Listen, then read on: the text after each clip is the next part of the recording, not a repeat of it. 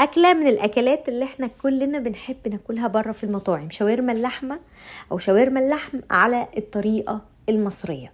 حاجة كده مختلفة جدا وتماما كليا وجزئيا عن شاورما اللحم السوري. حاجة كده يعني بلدي زي ما بيقولوا، طعمها بجد رهيب، مختلفة، مقاديرها سهلة، طريقتها بسيطة جدا، متاخدش مننا وقت. والأهم ان احنا بنعمل تغيير للأولاد في الأكل، هينبسطوا بيه واحنا كمان هننبسط بيه. شكلها مغري ولذيذ، حاجة كده في القلب، يعني حاجة كده في قلبك من الآخر. طريقة سهلة وتحفة في الطعم ورائعة جدا. لايك وشير للفيديو واشتراك للقناة وتعالوا نشوف الطريقة. هجيب عندي شاورما أو لحم متقطع تقطيعة شاورما، شرايح رفيعة. طبعا هنقول للجزار وهو بيبقى عارف القطعية. هي عموما القطعية بتكون من وش الفخدة، لان اللحمة بتاع وش الفخدة بتبقى ناعمة وبتستوي بسرعة. هنقول للجزار يقطعها لنا تقطيعة رفيعة للشاورما، او انت تجيبيها في البيت وتقطعيها.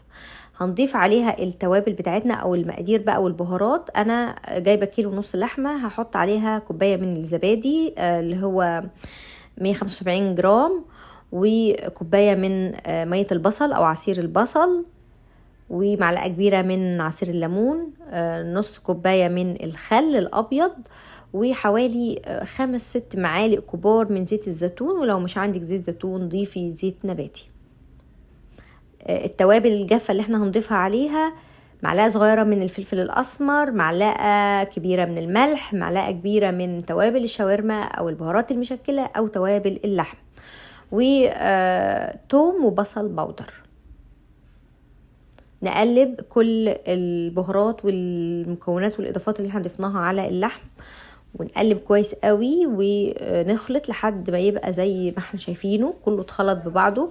هشيله عندي في التلاجة من 2 ل3 ساعات، 4 ساعات، 5 ساعات، كل ما تسيبها طبعا وقت شوية في التلاجة في التتبيلة تشرب من طعم التتبيلة وتتنكه كويس.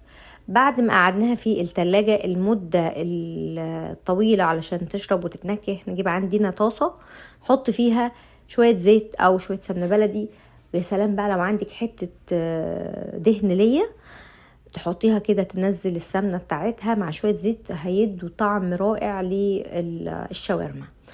ننزل كده ونقلب بقى لحد ما اللحمة بتاعتنا تشرب كل السوائل بتاعتها اللي نزلت منها في الطاسة، لحد ما خلاص بقى يعني السوائل دي خلاص بتنشف، باقي فيها حاجة صغيرة.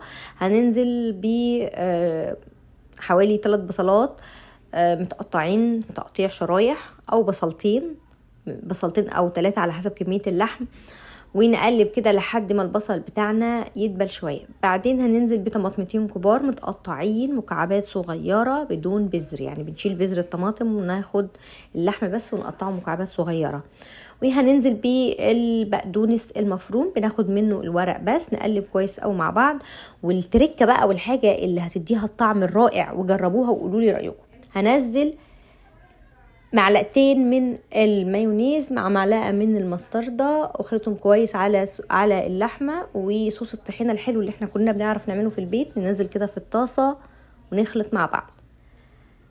هجيب عندي عيش الكايزر او عيش البرجر، احطه كده على وش الشاورما علشان يشرب من الصوص الحلو اللي نازل من اللحمة. تقدروا تحطوها في عيش الكايزر او ممكن عيش الفينو علشان الاولاد ويبقى الاكل سهل بالنسبه لهم. ونملى بقى الساندوتش بالطريقه اللي انتوا شايفينها دي، شكلها بجد مغري، لذيذه جدا. لو انت يعني شبعانه ومش جعانه وشفتيها كده نفسك تنفتح وتاكلي وتشبعي منها. وممكن كمان تحطوا زي ما انا عامله كده عليها من فوق شويه من صوص الطحينه، وقدموها بالشكل اللي يريحكم. اعملوا جنبها شويه فرنش فرايز او بطاطس محمره، وتبقى أكلة حلوة. جنبها كمان ممكن تعملوا شوية سلطة، يبقى كده وجبة كاملة متكاملة. غيرنا طريقة الأكل عشان الروتين، وكمان سندوتشات هتعجب الأولاد قوي، وهينبسطوا بيها ويفرحوا بيها جدا جدا.